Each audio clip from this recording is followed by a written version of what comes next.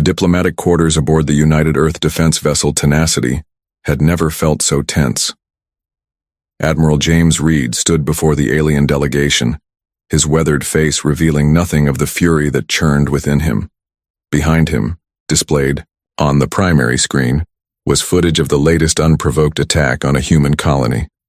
The smoking ruins of New Hope settlement contrasted starkly against the once verdant landscape of Proxima Centauri b. This marks the 7th civilian outpost. Targeted in 3 months, Reed stated flatly. 4,236 dead. Most were scientists, teachers, and children. The lead alien diplomat, who called himself Vex, tilted his elongated head. The translator embedded in Reed's ear interpreted the series of clicks and whistles that followed. Regrettable collateral damage in our campaign to secure vital resources. Your species expands too rapidly. The collective requires assurances. Reed's jaw tightened. 6 years of attempted diplomacy. 6 years of extending olive branches while burying human dead.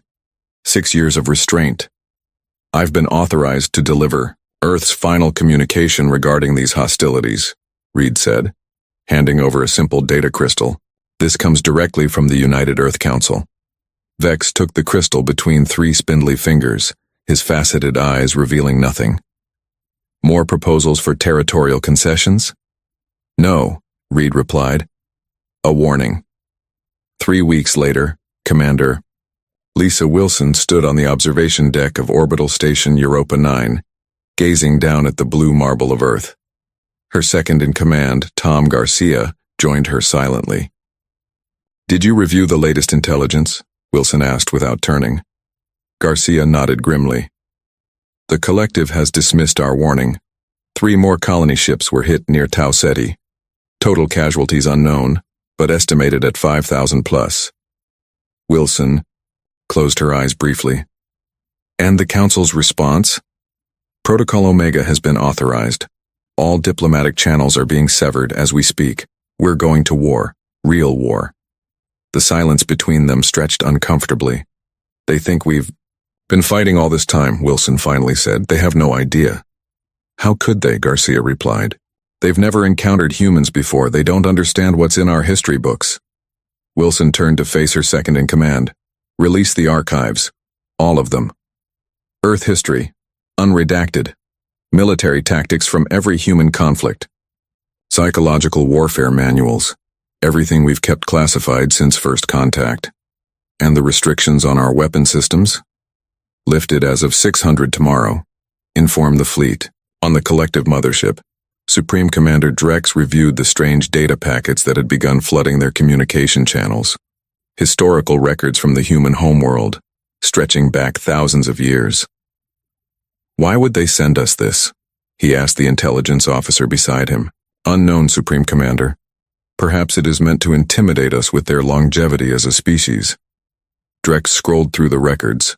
World War I, World War II, Vietnam, countless regional conflicts, detailed accounts of torture techniques, psychological warfare, nuclear proliferation treaties, biological weapons conventions. They appear to have spent much of their history fighting themselves, Drex observed. Primitive and self-destructive. Yes, Supreme Commander. Our analysts believe this reveals their fundamental weakness. They are divided by nature. Drex nodded slowly. Proceed with the planned assault on their Mars colony. We will demonstrate the futility of resistance. The attack on Mars lasted less than 6 hours. Not because the collective forces succeeded quickly, but because they failed catastrophically. For the first time since the conflict began, the humans deployed technologies they had developed centuries ago but kept in reserve.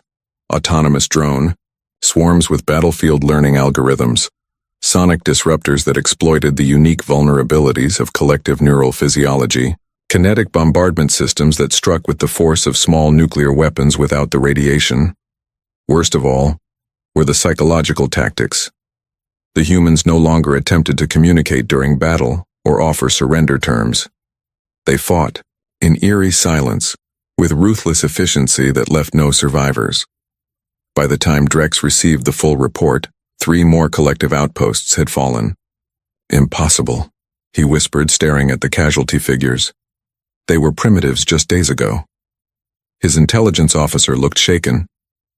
Sir, we've reviewed more of their historical archives. It appears they have been restraining themselves, fighting according to self-imposed rules of engagement. Rules they have now abandoned, Drex concluded. Yes, sir. And there's more.